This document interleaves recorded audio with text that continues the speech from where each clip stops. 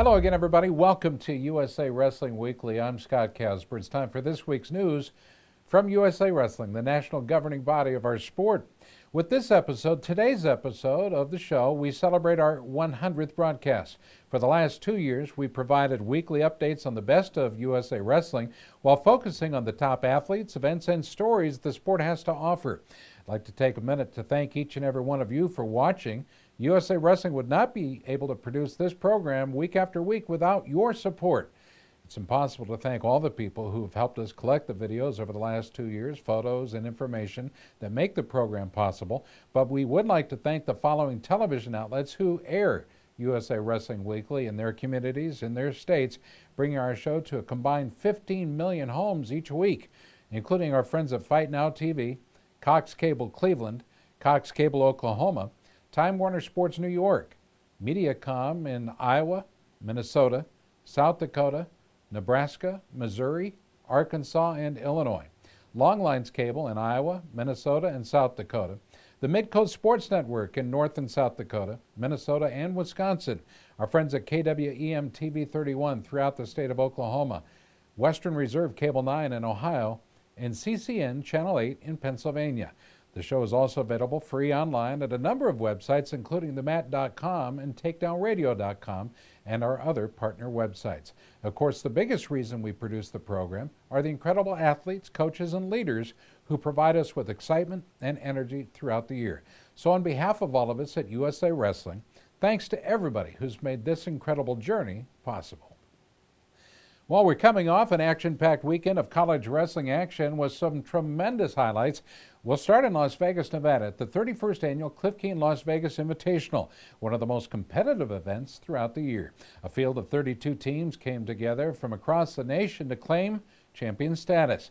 When it was over, the Buckeyes of Ohio State won the team title for the second straight year after edging the University of Missouri Tigers by only 1 team point.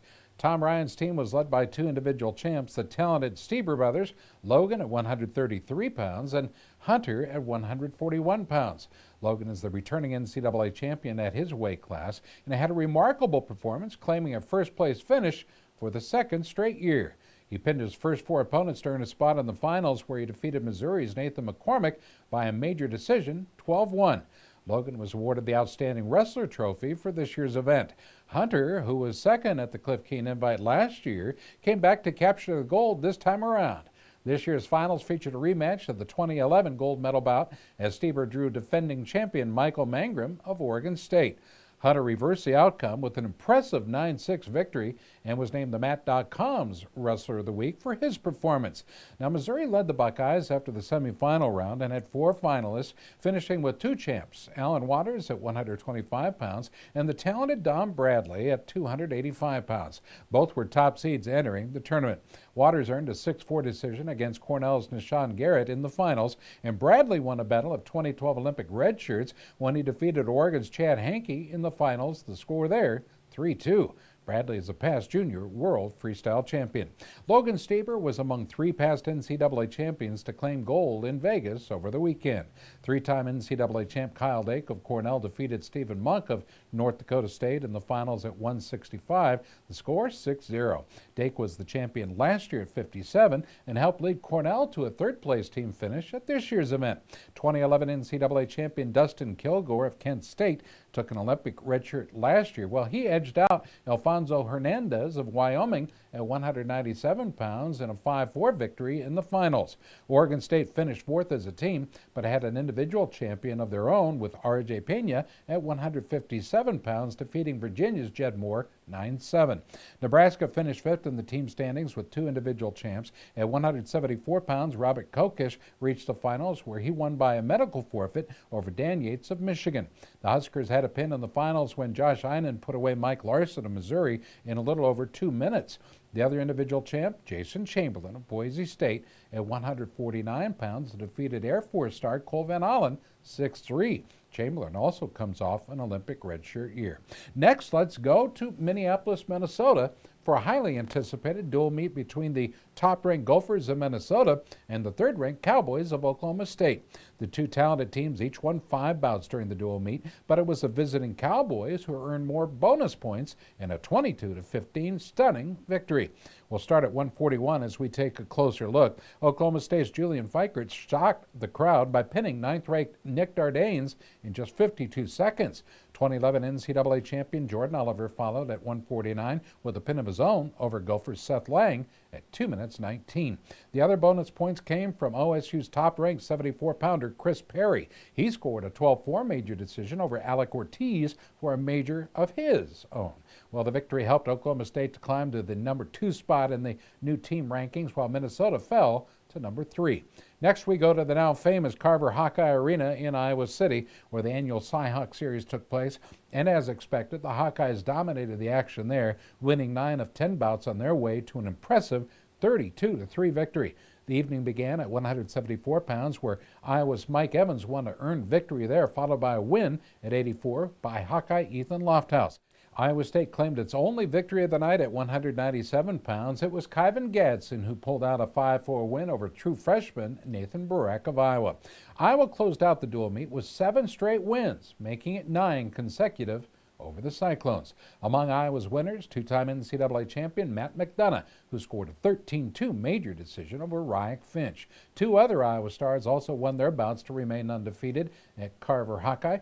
2012 NCAA runner-up Derek St. John won his 17th straight at home with a 16-5 major over Logan Molina at 165. All-American Tony Ramos won his 18th straight bout at Carver, winning the 133-pound bout 19-7 over a talented John Meeks. Takedown Wrestling Media caught up with Iowa head coach Tom Brands after the meet. You know, you look at the dual meet and you look at some situations, especially those first 2 matches, the gap is fairly wide, but I don't know how good they felt out there. And so that's good because that means there's room to improve, and they're doing some things to put the guy down, and maybe they're feeling some things there too. But the thing is the competition's going to get tougher deeper we get into the year, and we have to be able to widen that gap more. What I would describe it as pronounced, and like with a thumb kind of. Next, let's head to Bethlehem, Pennsylvania, where 2 Eastern powers, Lehigh and Penn, met in legendary Grace Hall. The unranked Penn Quakers upset the number 21 Lehigh Mountain Hawks 24-12, taking a convincing 7 of 10 bouts. It was Penn's first win at Grace since 2007. The stage was set in the first bout at 125 when Penn's Mark Rappo cradled and pinned Alex Abreu in 1 minute 5 seconds. And from there, well, Penn never looked back. C.J. Cobb won a key bout at 141 pounds, coming from behind early to control Anthony Salupo with a 12-5 decision. Andrew Lindsay picked up his biggest win as a Quaker, edging out defending EIWA champion Shane Welch 3-2 at 149.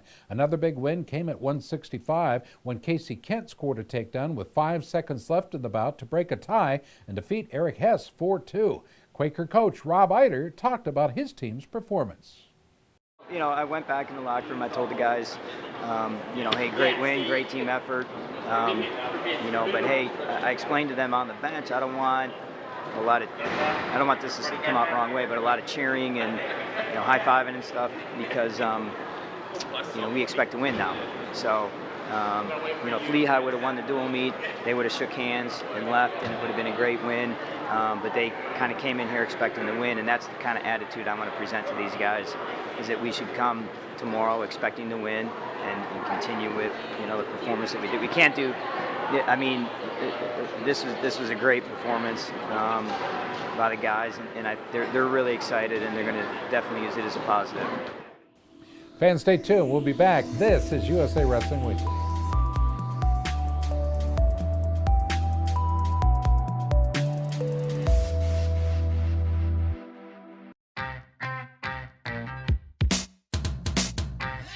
ASICS has been there. They've been the lifeblood of the sport. It's been a long time, and they've been at the top of the game every year, forever. And I'll tell you what, now that I think about it, maybe that's where I've gotten my inspiration, because I always want to be in the top of my game in wrestling, and I think that's where ASICS is and wants to be as well.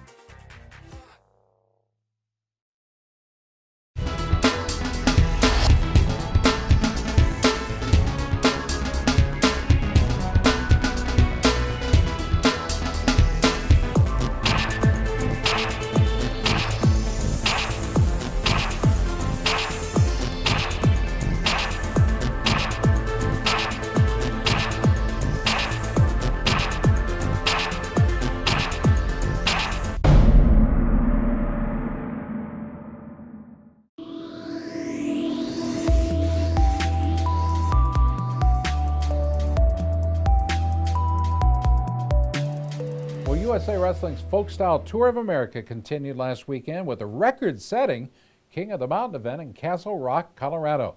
In only its second year on the schedule, the King of the Mountain grew in size to over 600 athletes from 17 states. USA Wrestling Weekly had a chance to attend the highly competitive event and captured some great footage for the Mat.tv.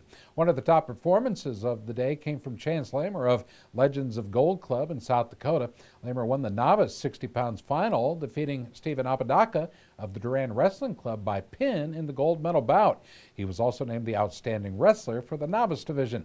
Well, Chance Lamer is the son of past Freestyle Team USA wrestler Chad Lamer, who was a World University champ back in 2000. Chad was in his son's corner helping coach his son to victory. Overall, a successful day for the entire Lamer family. His older brother Legend placed fifth at 77 pounds in the middle school division. The oldest age group at the King of the Mountain was the middle school division, and we captured some of the finals action. The champion at 84 pounds, Jason Henneberg of the Rocky Mountain Wrestling Club, who beat Joseph Otero 10-2 in the finals. Winning at 98 pounds, Brandon Van Tassel of the Champion Wrestling Club. He defeated Tayton Ringel of North Summit 3-2. Coming home with the 112-pound title, John Manning of Team Legacy. He stopped Miles Wilson of Bad Dog 6-4. We also got some footage of two champs in the novice tournament, both who wrestled for the Legends of Gold Club of South Dakota. 75-pound champion was Easton Groff, who finished his finals bout over Jonathan Conrad of the Brandon Wrestling Club.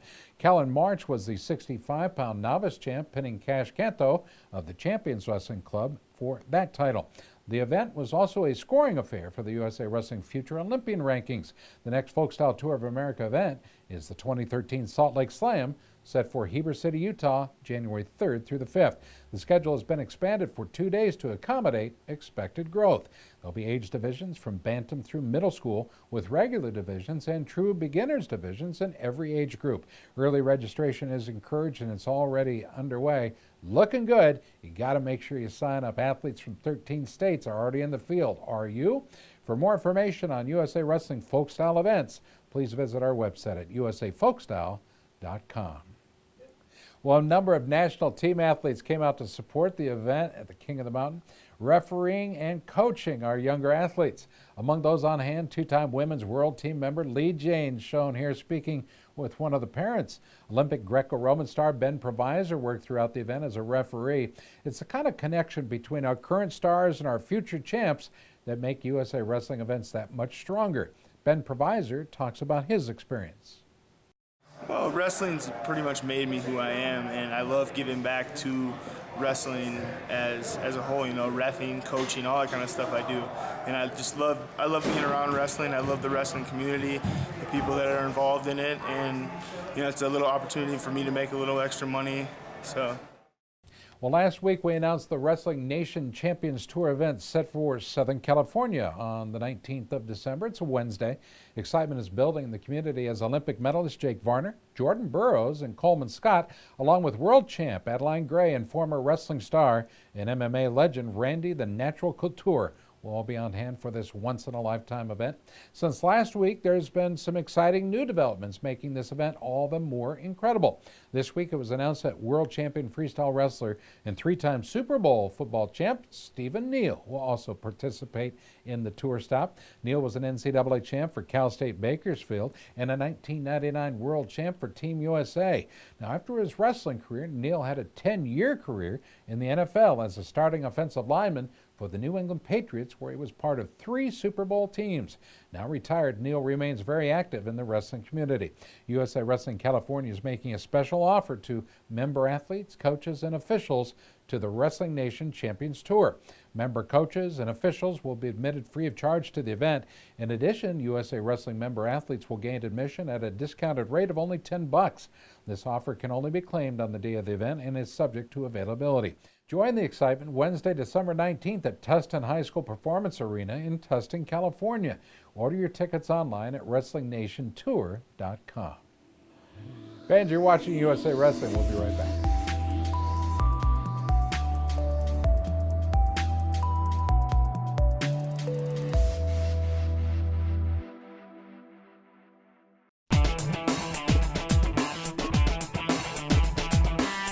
Each season, Liberty Mutual's Responsible Sports Community Grant Program awards $65,000 to youth sports organizations and school sports programs that demonstrate their commitment to responsibility in youth sports. Your organization could be one of our 20 winners this season. It's easy. Simply visit responsiblesports.com and click on the Community Grant Program. Administrators register their organization with the program, then reach out to rally parents, coaches, and team supporters to log on and review either the Responsible Sports Parenting or Responsible Coaching Guide. Then complete the quiz and showcase your mastery of the concepts. Every successfully passed quiz is worth a point that you can credit to your favorite youth sports organization or school sports program. Connect with friends, family, and neighbors to rally more support. The teams and schools with the most points at the end of the grant period win. It's that simple. Watch the leaderboard throughout the grant season, then rally more of your supporters to increase your totals. Liberty Mutual is committed to celebrating and championing youth sports and to financially supporting organizations that demonstrate their commitment to responsible sports. Join the movement and start earning points toward your community grant.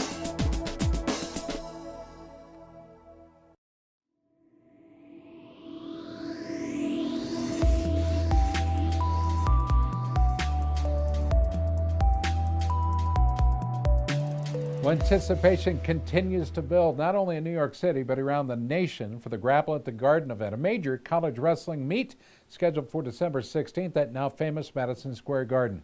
Wrestling's been on display throughout the city to help promote it. The NASDAQ building in Times Square has shown a giant billboard promoting the event, along with a large banner that hangs outside of the garden itself.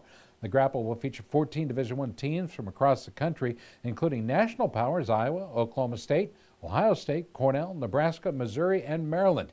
It's the first college wrestling event of its kind ever held there. USA Wrestling is one of the organizations who are helping to support the Grapple in the Garden event, and we're working to make sure event organizers help to display this program on a delayed basis on national television.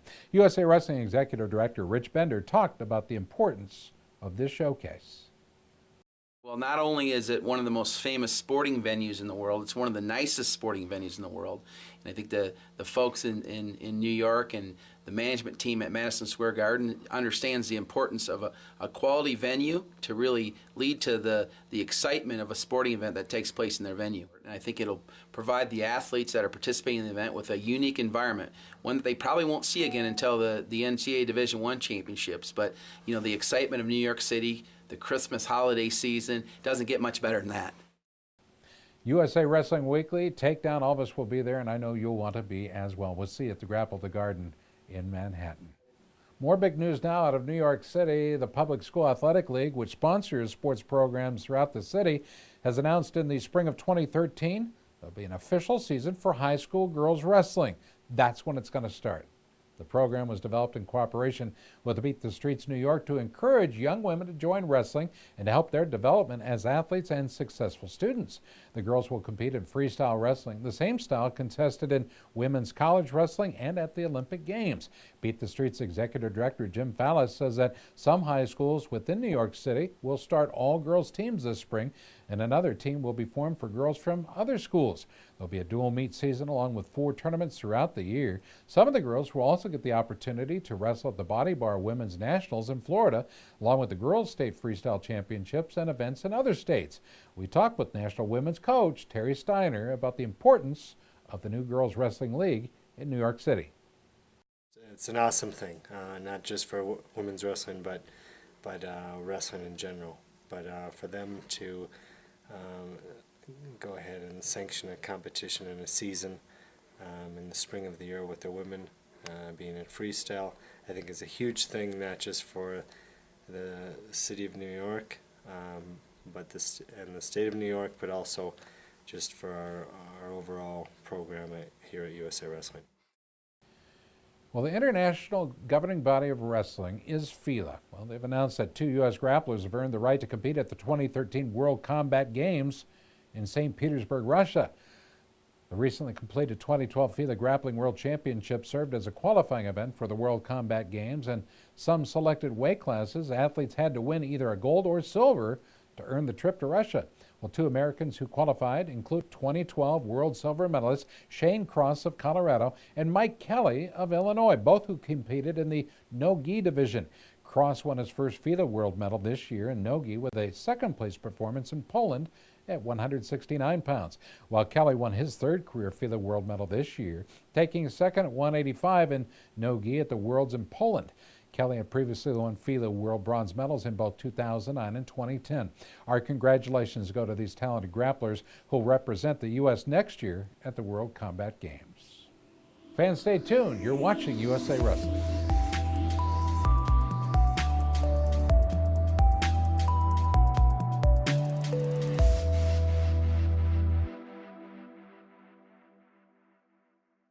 There comes a point in your life that determines who you are, whether you will lead or follow, whether you will fight or give in, whether you will win or lose, and what you will count as your victory. Both of these guys are explosive, and it's not over. This is going to be a great match.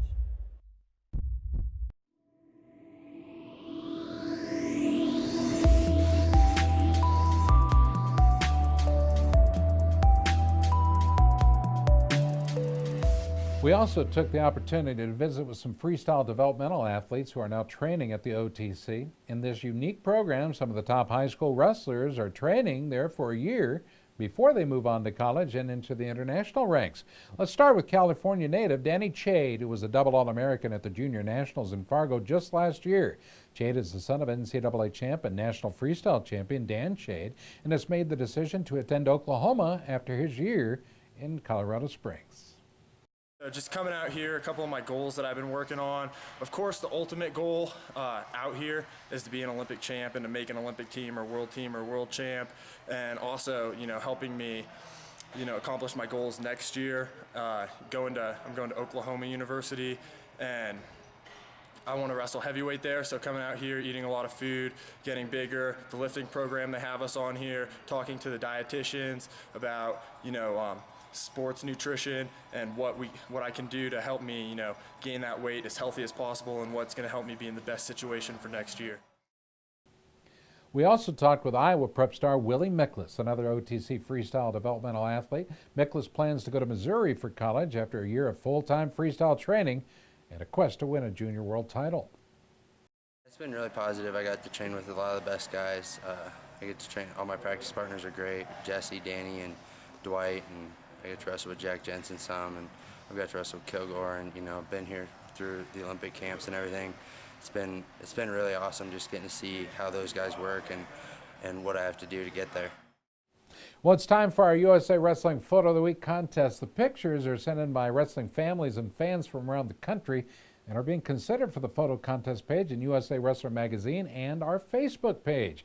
This week's USA Wrestling Photo of the Week is taken by Tom Benedetto, depicting Jonathan LaFontaine, a senior from Somerset Academy High School in Florida, taking down his opponent from Charlotte High School at the Gary Fry Dual Tournament in Fort Myers. Have your photographs considered. All you gotta do is email them to Gary Abbott at gabbott@usawrestling.org. Well, folks, that'll do it for this week's show, our 100th. I'm Scott Casper, and again, from all of us at USA Wrestling, happy holidays, and thanks for watching. Good night.